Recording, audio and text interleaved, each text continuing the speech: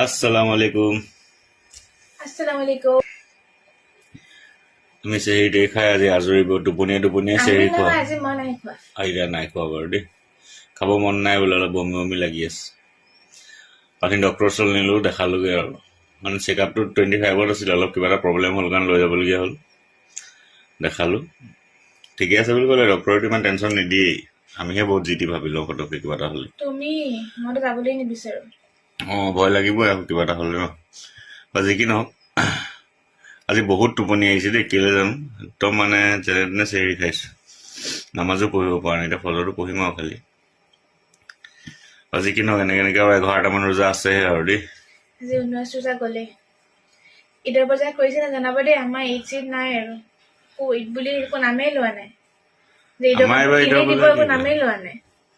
আমাৰ ঈদৰ বজাৰ, ঈদ আমাৰ 2দিনমান পিছতহে হ'ব আৰু ভালকৈ। এইবাৰ ঈদৰ বজাৰ কৰিবলৈ নাই আৰু দেই।